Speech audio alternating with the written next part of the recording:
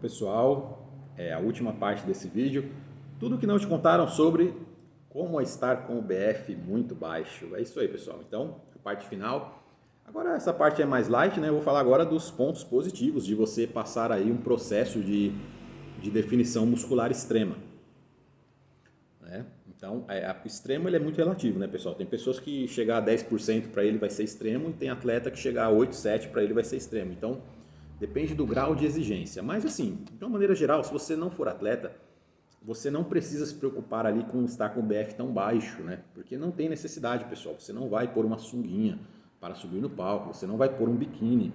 Quer dizer, as mulheres talvez, quando for na praia, mas assim, você não vai precisar de um nível assim de definição, não tem necessidade. Para que você vai querer chegar na praia com o glúteo fibrado? Para que você vai querer chegar na praia talvez com uma lower back? Você vai querer chegar numa rave, numa pool party, numa festa de música eletrônica com a lower back rachada? Você acha que alguém vai falar, nossa, poxa, vai chegar uma mulher, uma menina assim para você, poxa, nossa, como você tem a lower back fibrada, né? A não ser que ela for uma atleta, ela esteja lá vendo, né? Mas de linhas gerais, você tem um bom abdômen, uma boa placa abdominal, você tem um bom peitoral, você tem braços razoáveis, um ombro legal, pernas também é interessante para ter uma proporção legal, mesmo que você tiver de calça, né, na balada, é muito feio, né, quem não treina a perna. Mas assim, falando de uma maneira geral, certos detalhes, pessoal, são coisas de palco, né? Então, eu, sinceramente, o dia que eu me aposentar, todas essas coisas, lógico, eu vou querer ter um físico legal, tudo, mas eu já não vou me importar tanto com isso, né? Mesmo porque eu tenho muitos anos de dietas extremas nas costas. Eu acho que eu sempre fui meio overdiet, né, pessoal? Esse ano eu estou tentando cuidar um pouco disso, mas eu sempre fui... É que a gente que veio do Classic Bodybuilding, antes do Classic Physique, que era o clássico mesmo antigo, nós temos essa tendência, né, de sempre querer pôr o condicionamento em primeiro lugar, diferente às vezes do bodybuilding que põe o volume em primeiro lugar. Então, até porque os critérios de avaliação do Classic Bodybuilding, em algumas cartilhas de arbitragem, a definição vinha em primeiro lugar. Então, nós sempre às vezes sacrificávamos musculatura, a gente sempre para condição, sempre a gente voltado para condição. Então, isso é um costume que é difícil você perder esse costume. Você está fazendo 1 hora de cardio, você não, tem que fazer 1h10. Daqui a pouco não, você tem que fazer 1h20. Não, tem que fazer mais não sei quanto. Aí tem que fazer em jejum, mas não sei o quê. Então, isso é um erro, né? Isso é uma autocrítica assim, que eu faço. Eu sempre acho que eu fui meio overdiet. Né? Sempre, não, tem que baixar mais. Aí, mas se eu fizer um pouquinho mais... Então, às vezes você, por causa de uma pequena melhora ali de 0,5% na condição, talvez você vai lá e perde 10%, perde ali 10% na condição muscular. Então, o balanço é interessante. Então, isso é o que eu tenho para falar. Para quem é atleta e está assistindo, sabe o que eu estou falando e pode até concordar comigo. Então, vamos lá, pessoal. Quais são as vantagens de você ter tido, ou você estar com o BF baixo, né? Ou você já ter tido, né, o BF baixo legal assim, né? Coisa entre 10, 12, 14%, que é um BF muito legal já para você fazer suas coisas. Isso é sustentável, você vai conseguir ficar assim sem ficar se privando tanto, sem você, de vez em quando você vai poder fazer suas refeições ali que você quer, comer suas coisinhas e, né, desde que você tenha consistência no treino, se tiver consistência de hormônios também ajuda, né? Então o que acontece? É algo sustentável. Vocês vejam fisiculturistas antigos, a década de 60, os fisiculturistas eles não entravam tão secos, né? Você pode ver Steve Reeves, Reg Pak, Dave Draper, Sean Connery, já foi, subiu no Mr. Universo. Então você vê que na década de 60 a definição não era tão valorada, na década de 60 e 50 também. 50 vamos por ali na virada dos anos 60, quando o fisiculturismo começou a... Né? Então, o que acontece? Então, a partir da década de 70, começo da década de 70 ali, ainda você via Arnold Schwarzenegger ali, meio fora de... Não era tão seco, né? O começo, os primeiros... Final dos anos 60 para comecinho dos anos 70, os atletas não eram tão secos, né? Você vê que o Sérgio Oliva, Larry Scott tinha um físico fantástico, um dos físicos mais impressionantes de todos os tempos, mas ele não era extremamente seco, fibrado, porque não era exigência, os juízes não estavam procurando isso. Então isso foi mudando ao longo dos anos. Ali, meados ali dos anos 70, os atletas começaram... Aí você já vê um Arnold Schwarzenegger ali à frente do tempo dele, um cara já você pega ali 1973, 74, 75, você já vê um cara muito mais fibrado do que os seus concorrentes. Ao mesmo tempo que você assistiu o Pumping Iron, você vê o Lou Ferrigno já bom, denso, mas não numa condição tão definida como os atletas de hoje. E assim, já não tá bom, pessoal? Porra, imagine só, cara, se você tivesse aquele shape do Lou Ferrigno de 1975, já não tá legal para ir pra praia? Não tá bom para ir na rave? Então, isso, você, um rosto legal, saudável, os caras chegavam no campeonato dando risada. Agora você pega as press conferences, as conferências dos atletas nos anos 90. Eles chegavam com aqueles ternos ali que parecia um cobertor de tanto tecido que tinha aqueles caras, Nasser El-Sonbati, Kevin Levrone. O cara chegava na press conference com aquela cara ali de, meu Deus do céu. Por quê? Mudou, né, pessoal? O fisiculturismo, né, mudou. Se evoluiu ou não evoluiu, aí eu não sei, aí já é outra discussão. Mas vejam só, ficou muito mais sacrificante, muito mais difícil, muito mais produto, é termogênico, é fármaco, é clenbuterol. Então ali, a partir do meados dos anos 80, a definição já foi começando a mudar ali, subir níveis assim assustadores, né? Rich Gaspari apareceu ali, foi um cara que, nossa, ninguém nunca tinha visto aquela definição de costas, né? Tanto que mesmo o Rich Gaspari tendo uma genética mais abaixo dos concorrentes dele, ele conseguiu ganhar de muitos caras que eram melhores do que ele geneticamente, na condição. Mas ele deu sorte porque foi uma época que isso era buscado. Então, vocês vejam que um físico dos anos 70, dos anos 60, Steve Reeves, fantástico, mas você vê que os físicos dos anos 60, anos 70, é um físico que é um físico sustentável. Você não precisa tomar tantas. Se você tem uma genética favorável, consistência, se você treina bem, sem celular, igual os caras faziam antigamente não tinha celular para os caras treinar, os caras treinavam bem. Então você ali, você consegue andar de bicicleta, você consegue dar uma corridinha na praia, Frank Zane fazendo um Cooper ali, né? Você é um cara funcional. Então você consegue funcionar bem durante o ano inteiro com um físico mais ou menos nessa proporção. Até ali, final, meados dos anos 70. A partir dos anos 80 e diante, começou caras cada vez mais secos, físico de palco, que eu digo, cada vez mais desidratados no palco, porque isso é uma condição temporária. Você pega esses mesmos atletas, que eles sabem disso, que não dá para você nem, às vezes, até processos de hipertrofia, para você evoluir, não tem como você evoluir sem comer, fazendo um monte de cardio, sem comer, tomando um monte de estimulante, porque o seu corpo é um estresse muito grande para o seu corpo. Você cria ali, chega uma hora que você vai criar condições catabólicas. Então, até para você ter uma evolução, você não pode ficar assim muito tempo. E para a saúde também, né? Então, é isso aí. Então, vamos lá, pessoal. E outra, vamos falar um pouco de densidade muscular. Você pega os fisiculturistas dos anos 70, meados, começo dos anos 70. Dificilmente você vai ver um cara, se você for na praia hoje, 2021, dificilmente você vai ver um cara com um físico daquele dos fisiculturistas da Golden Age dos anos 70. Muito difícil. Eu sei que a gente nem chegou, eu mesmo sendo, eu estou longe ainda desses caras, mesmo com todos os recursos, porque eu não tenho o talento deles, né, os profissionais dos anos 70. Então o que acontece? E os caras, ninguém era profissional, poucos caras exerciam aquilo como atividade profissional. Os caras tinham os empregos deles e eles faziam aquilo porque eles gostavam, e a relevância. Isso, vocês acham que o Mr. Olympia sempre foi relevante assim, que o Arnold Classic? Até hoje, se você comparar com a NFL, com a NBA, o Mr. Olympia é um grão de areia. Até questão de premiação, é um absurdo, pelo que o atleta se expõe. Se você vê quanto ganha, às vezes, um cara de uma liga menor de MMA, comparando com o Mr. Olympia, é um grão de areia. Você vê que um cara, às vezes, que ele em 20 anos, um fisiculturista, talvez... Ele não vai ganhar diretamente, falando em premiação, diretamente, mas dá para fazer dinheiro indiretamente. Ele não vai ganhar o mesmo, talvez, do que um cara ali que fez, sei lá, 2, 3 lutas de um nível internacional numa liga de artes marciais mistas. Tipo, você vê como é que é. Então, imagina antigamente, o Mr. Olympia hoje parece que sempre foi importante, mas não era. Tiveram edições que tinham pouquíssimos participantes, tiveram edições que era um campeonato, era um pequeno campeonato. Vocês viram, nunca foi assim, não era tão relevante assim como parece ser hoje. A maioria dos campeonatos não era assim, essa febre, né? Era aquele nichozinho pequenininho. Agora e foi se popularizando, mas ainda está muito longe das outras modalidades. Mas está crescendo muito. né? Hoje é um dos esportes mais praticados é a musculação, então tende a crescer. O Brasil está crescendo muito. O Brasil esse ano, 2021, ele chegou num nível assim que se a gente olhar há 10 anos atrás, a gente está vivendo um sonho de ter um brasileiro no Mister Olímpia. Pô, tio Luiz Otávio de Freitas, olha quanto tempo demorou para aparecer outro. Na Open até hoje não teve outro, né? Mas vai ter em breve, vai ter em breve. E o que acontece? Deixa os meninos trabalhar, os meninos só precisam de um pouco de tempo.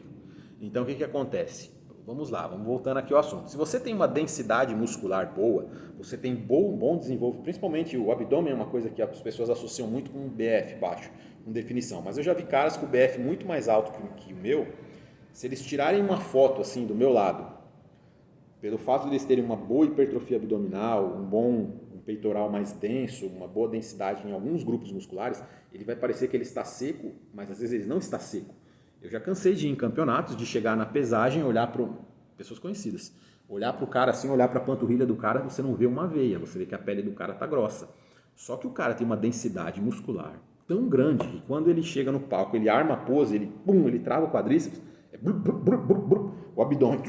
Você de longe, você olha e você fala, nossa senhora, não é o cara que eu vi ontem. Né? Então, densidade. Então, a densidade, ela às vezes faz com que o cara aparente ser melhor do que ele é. O que já é muito bom para você andar na rua. Imagina você aparentar tá bem seco, sem você estar tendo todos os sintomas negativos de estar seco.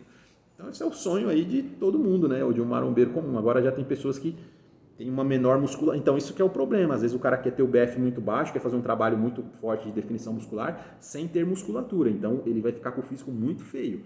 Então, talvez seja interessante, às vezes, para os caras, isso é o que eu proponho, às vezes, para alguns garotos. Primeiro você tentar ganhar um pouco de massa muscular, para que você deixe ela mais evidente ali, para quando você fizer um trabalho para definição. Porque se você não tem a massa muscular, você vai ficar secando ali aquele físico, e quando o resultado final não vai ser bom. Então, você aumentando sua massa muscular, você até melhora ali o seu metabolismo basal, você vai poder consumir mais calorias, tudo vai melhorar. Você vai queimar mais calorias em repouso. De uma maneira geral, eu acho que é um ponto interessante de partida se você tem uma composição corporal razoável. Agora, se você está muito gordo, não. Aí a gente tem que focar ali, talvez, primeiro numa coisa mais emergencial ali, né? Quilos mortais, né? Aí, então, o que acontece? Então, vamos lá. Então, se você tem Então, o que acontece? Você está assistindo um campeonato de fisiculturismo. Isso aqui eu já cansei de ver em campeonatos. Quanto mais longe você está da arquibancada, melhor o cara aparenta. Então você vai chegando mais perto assim. Eu vou te falar, às vezes você está na quinta fila, o cara parece que é uma coisa. E hoje eu tenho algumas mesas de arbitragem que elas são um pouco mais longe uma das outras. Então o que acontece? Às vezes você está ali até nas primeiras filas, mas você não consegue ver se o cara realmente está tão bom como ele parece nas fotos. Você vê que hoje todo bodybuilder open, quando tira uma foto de frente, ele parece que é fantástico. Mas daí você vê no vídeo, você vê pessoa, mas não é a mesma coisa às vezes. Às vezes na foto, no Instagram, ele está muito melhor. Por quê? Densidade muscular, separação, densidade, grosso, espessura muscular. Então o que acontece? Então é isso que um marombeiro comum devia buscar, né? Mas também tem um fator genético, não é todo mundo que vai conseguir ter espessura, tal. No meu caso, falta muita espessura, então eu tenho que estar muito seco para aparentar músculos mais visíveis. Então que isso é um ponto, fica difícil, né? Então eu tenho que sempre estar no condicionamento bom. Se eu tiver qualquer problema de condicionamento, eu já fico muito para trás ali nas colocações. Então é um ponto a ser levado em consideração. Então é a questão densidade, pessoal. Então o que acontece? Eu já cansei de ver atletas assim que no palco, quando eu chegava perto do cara no backstage, que você olha o cara assim, tipo a 1 metro de distância, aí você olha aqui, você olha e fala, não, na verdade ele não tá tão seco assim, né? Ele tem uma boa densidade, mas ele não tá seco, ele tá 10, 11% às vezes.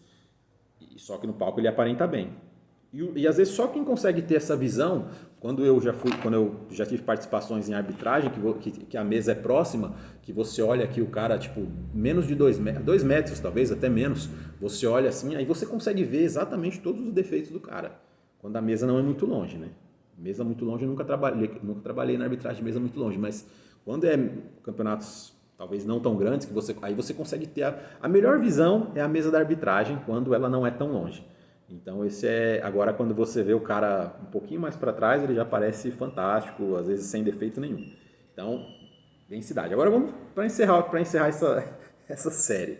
Vamos falar sobre pontos positivos de você ter ou ter tido o BF muito baixo.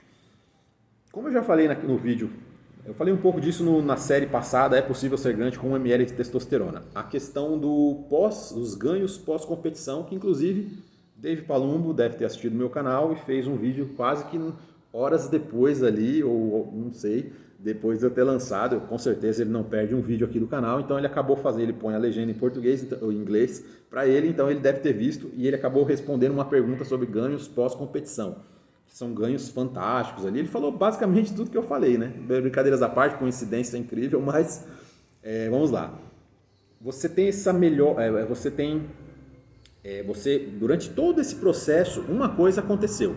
O seu corpo ficou sensível à insulina porque você trabalhou com menos carboidratos, menos oscilações de carboidratos, menos picos de insulina durante o dia, picos muito fortes, você não comeu certos alimentos, então você ficou com um metabolismo mais reguladinho.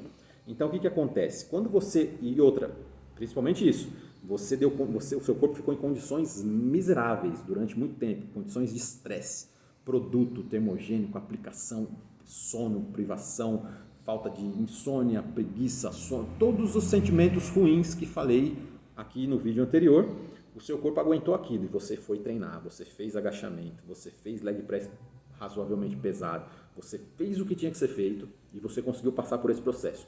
Agora você está dando condições favoráveis para o seu corpo. Então o que acontece? O seu corpo agora, e você reduziu o volume de produto, termogênico, tudo, e você foi tirando um pouco do estresse ali do seu corpo. Porque esses produtos geram estresse. E você foi dando alimentos. Então, os seus hormônios estão começando a se encaixar, voltar para os lugares ali, a questão, a primeira coisa, quando você sai de um campeonato, é incrível, assim, só a pressão, às vezes, de você, a preocupação, será que eu vou estar bom, se não está? Isso varia de pessoa para pessoa, tem pessoas que se preocupam mais, outras menos, mas você sai ali da competição, é incrível. Você você come algum lanchinho, alguma coisa, a sua noite de sono já é muito diferente da noite anterior. Você fala, caraca, meu, porra, fazia tempo que eu não dormia desse jeito, tipo, alivia um pouco do estresse ali, só por ter passado aquela fase você já alivia um pouco do estresse, principalmente quando é o último campeonato da temporada. Aí você sabe, hoje eu comi, eu fiz uma refeição livre e amanhã de manhã eu vou comer o que eu quiser.